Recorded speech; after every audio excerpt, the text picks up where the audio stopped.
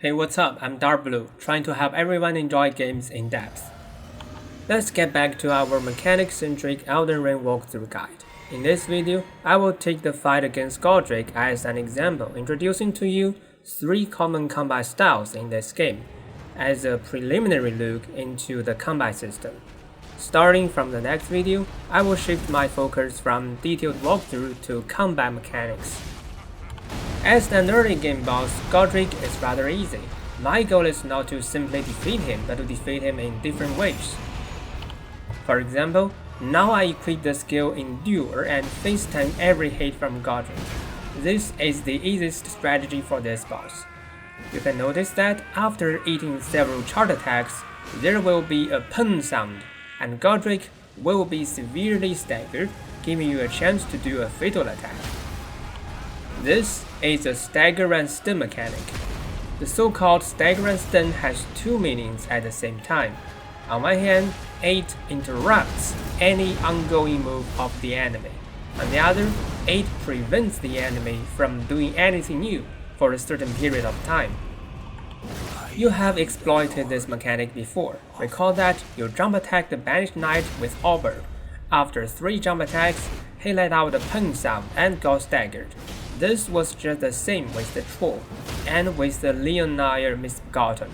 As you can see, this is a very common mechanic in Elden Ring.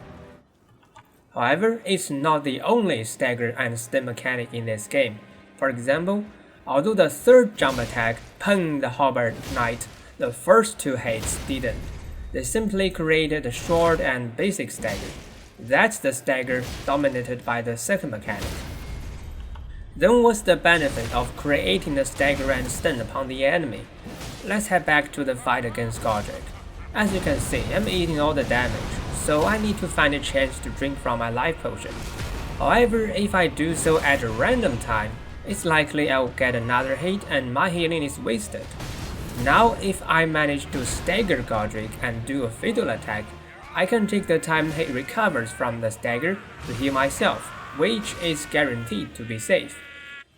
This is one benefit of stagger and stun, but not the only one. In fact, keeping enemies under your control with stagger and stun is a huge benefit and can make the combat significantly easier. As a result, this will be our first combat style to learn. Nevertheless, I know some of you may feel this can't be seen as a total victory, you may want to do a no-hate fight. So let's get into the 2nd combat style. This time, I will let Godric attack freely, uncontrolled, and try to evade every incoming attack. There's one thing you need to know about dot rolling in Elden Ring. During a certain time window within a dot rolling, your character will be invulnerable, meaning that you won't be damaged by any hit. This is called iframes, aka invulnerable frames. The most basic way to evade an attack is to time your rolling so that you are in the iframes when getting hit. After a successful evasion, I take the chance of the post-attack animation to counterattack. So every attack from the enemy has a post-attack window during which the enemy can't do anything to you, making it a safe window for counterattacking. Overall, such evasion and counterattacking is the most basic pattern of this combat style. But fighting in this way, you need to know that you have to do some memorization.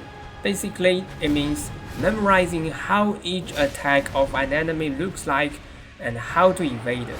After doing so, you will be able to recall what the incoming attack is based on the pre-attack animation. Then, you can also recall the correct way to deal with this specific attack, allowing you to successfully make an evasion and counterattacking. Unfortunately, even if you have done such memorization, there's still a chance that you might make mistakes, since, well, you are not a machine. Therefore, this combat style requires both much time devoted to practicing and strong concentration. It may sound hard, but it also gives you a strong feeling of achievement as you have fully defeated the enemy, not relying on luck. There's one more thing though. that you need to know about this combat style. Elden Ring is full of combat tools and strategies. Even if you are fighting in a memorization way, there are tools that can help reduce the defocting. For example, you may have noticed that I'm not using the basic dodge rolling, but a skill called Quick Stab. This skill can be seen as an enhanced version of rolling, with longer iframes and shorter non-iframe window between two rolls. Thus, it can make me less likely to make mistakes. For another example, when Godric is using the ground slam attack, I'm not rolling but jumping. In fact, when jumping, the lower part of your character will be invulnerable, and the iframe window is much longer than the dodge rolling. Therefore, it's a much easier way to deal with ground attacks than dodge rolling everything. In summary, I admit this combat style can be a bit tough, but it's generic and universal, applicable to every enemy. Therefore, it shall be the second combat style we learn. Now let's move our attention to the third combat style.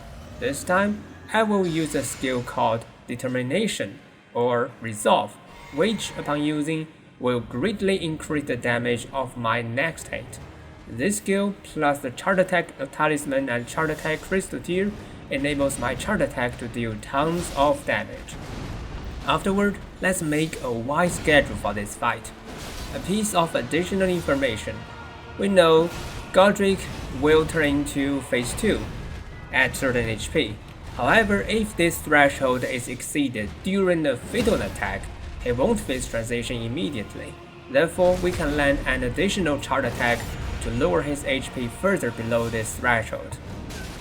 Furthermore, during phase transition, your regular attacks will deal much lower damage, but the bleeding effect can still deal normal damage.